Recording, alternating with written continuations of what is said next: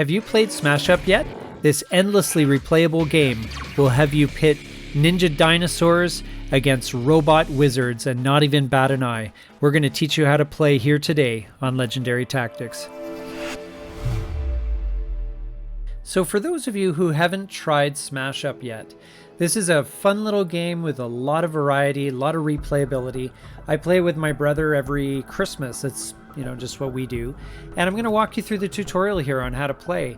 We're just going to take a few minutes. It shouldn't take too long to learn. So the aim of the game, first of all, you use minions to basically capture bases.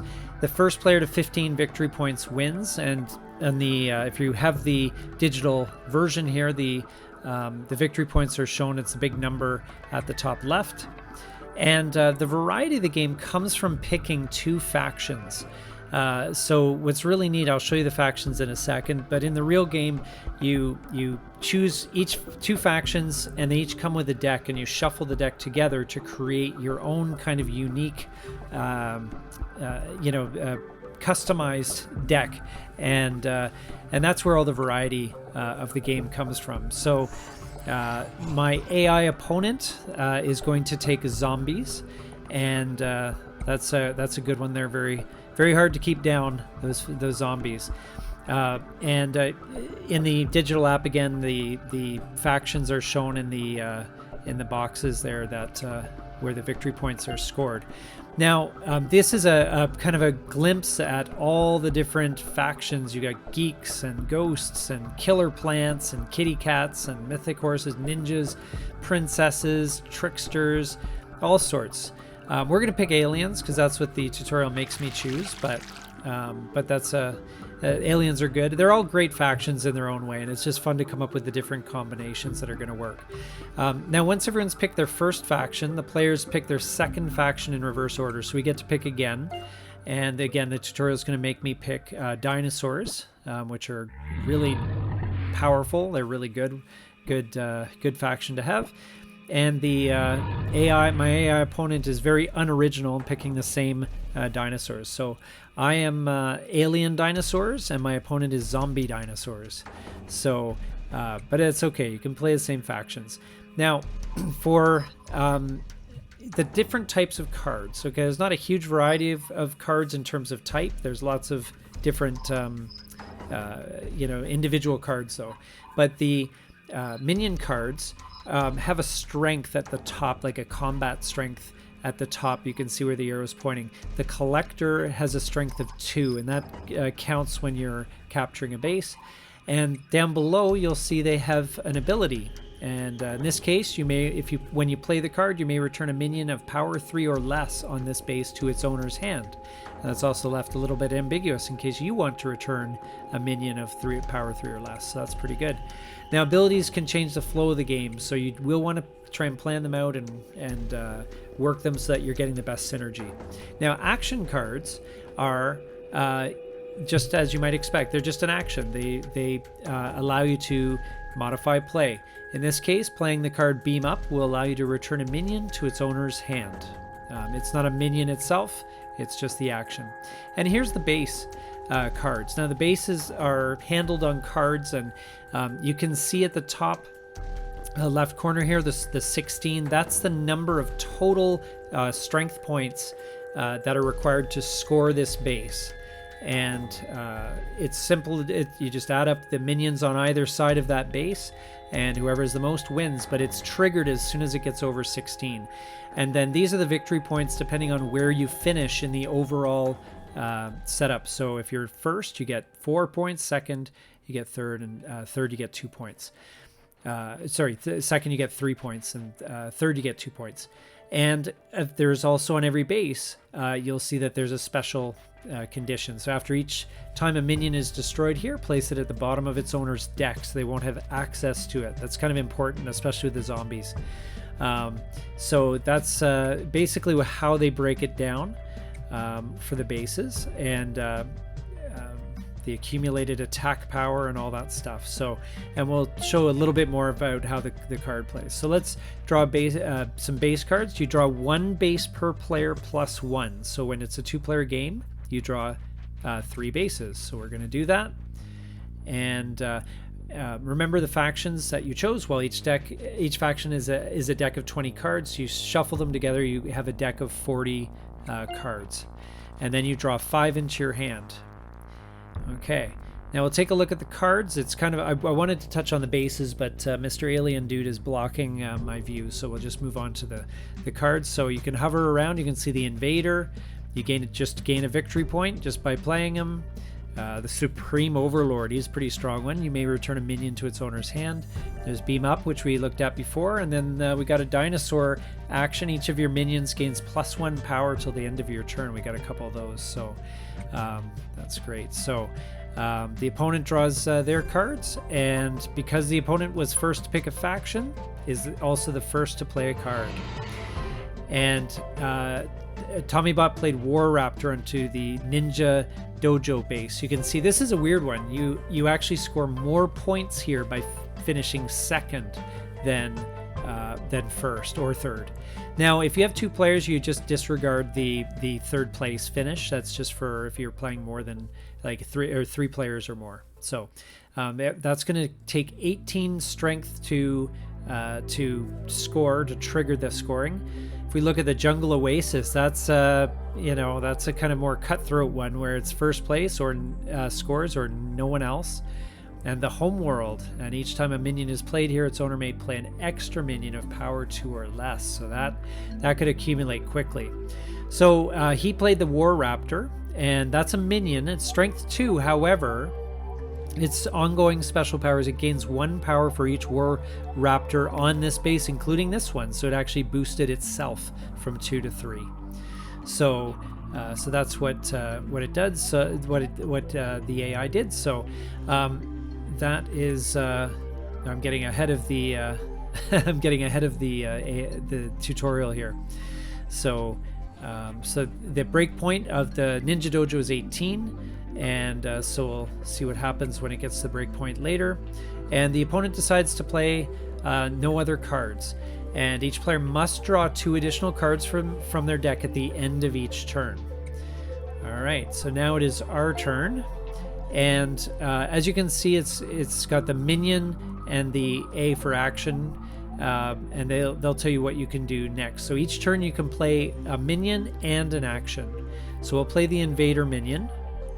From the place below. So you select a card with the app anyway. It goes to the launch area, and then you click play. So it's there's no drag and drop, basically, is what it's saying. So and this is there's the so you can play an action, play a minion, and so it tracks that. So okay, so we're going to play it on the Ninja Dojo and fight for that one. And we're going to target the bottom base. So we click on the Invader, and we click on the Ninja Dojo, and it gets launched there. And we added 3 to the to the Ninja Dojo base. So we're 6 total score out of 18. I got a victory point because the Invader just gives me a victory point just for playing him. So all right. And we can still play an action, but we don't have anything that is of interest. This is something we want to maybe do a bit later. So we're just going to end the turn, and we draw 2 cards into our hand. Oh boy, plays a big guy, the King Rex, which is size 7. So we're at 13 out of 18. Now, he has 10 points there, as you can see. I've only got 3. So if I did play a 5 strength minion, that would be the break point of the dojo. We'd be at 18. But I would finish second. Now, in the Ninja Dojo, it's unique because I actually get more victory points that way, but that's not normally the case. So we'll see what the tutorial does. Oh, and he played an action upgrade, which gave the minion an ongoing +2 power. So you play it specifically on a minion there. So that's pretty good. So that upgrade is an action. So he played a minion and an action. So that's totally within the rules. And so we're getting really close to the break point. And part of the subtlety of this game is that in a very interesting way, you can kind of just, it's timing that break point as to when to score the base. It's kind of a nuanced kind of play based on the cards you have in hand. So Now we have 2 minions that can break Ninja Dojo, both Supreme Overlords. So we'll play this guy onto the space, and now we're, as you can see, we're 20/18, and our Supreme Overlord allows us to return a minion on Ninja Dojo to its owner's hand. However, doing so will reduce the minion power down below the break point, so we may not want to do that. So it only breaks, the base only breaks if its power, if the accumulated power between all the players exceeds the break point at the end of the turn. So we're going to end the turn now to break the base. We actually wanted to finish second in this case. So you can see the 3 numbers here. So the highest, whoever is the highest minion power gets to place, gets the first place number from the left. So he scores 2 points. Second place gets 3 victory points, and if there was a third player, they would get 2, as we explained before. So our worthy opponent gets 2 victory points, and we get, as runner-up, we actually get 3, and then the last one is not scored. So that yeah, so that's basically how a base is scored. Now the after this base scores, the winner may destroy 1 minion. So that is something that again, our AI opponent is able to do. So they can destroy a minion, and for some reason decides not to do that, so we carry on.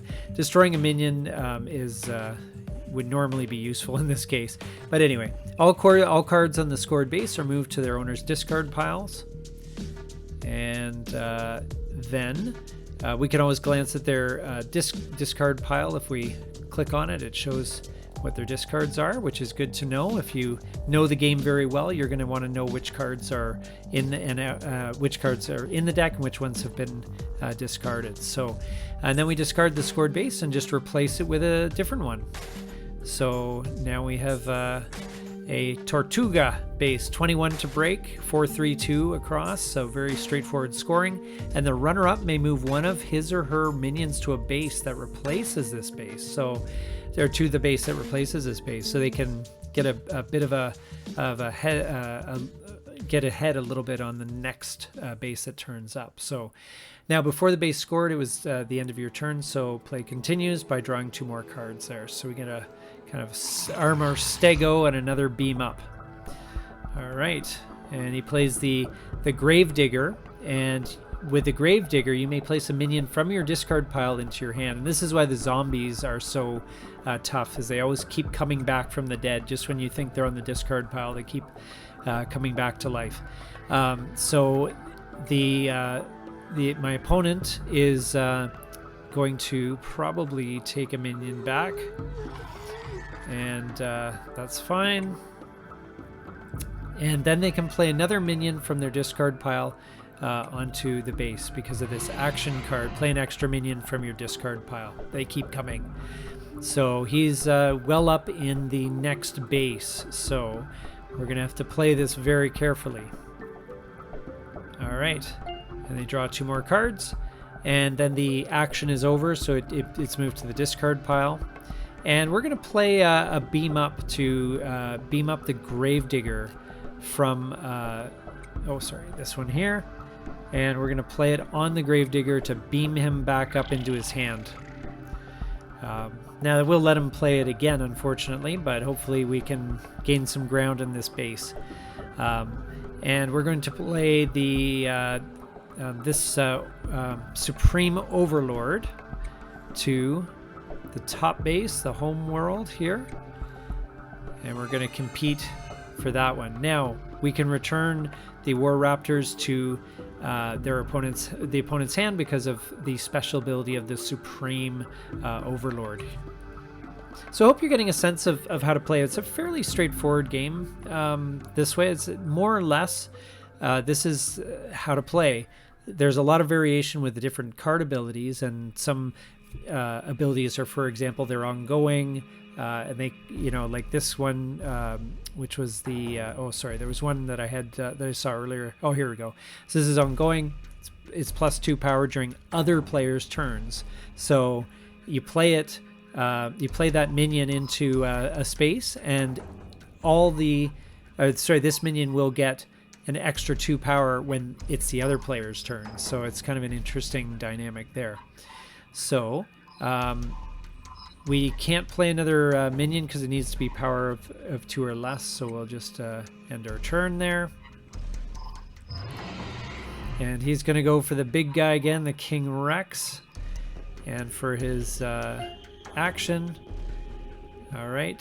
So proceed lets you assess an opponent. Any opponent move. Smart proceed lets you assess a move only if it affects you. And proceed may be disabled in options. That's more of a user interface thing.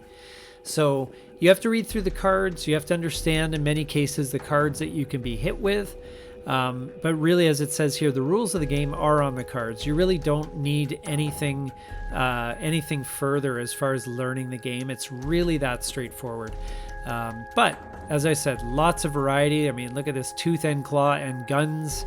You know, it's an action play on a minion. If another player's ability would affect this minion, destroy this card, and the ability does not affect the minion for the rest of the turn. So that, in other words, if there's, it's like a shield basically to protect you from bad effects and so forth. But anyway, there's lots of variety with this game. This is only a glimpse at 2 of the factions, and you can see there was plenty of them. So there's a lot of fun to be had with this game. And I really do recommend it. It is a fun and simple little game that is great for a holiday, especially Christmas. That's when I play it. And I hope this tutorial kind of gave you a better sense of how the game works. So thank you so much for watching. If you got some value from this video, please take a moment to like, comment, and subscribe down below. And we will see you here next time on Legendary Tactics.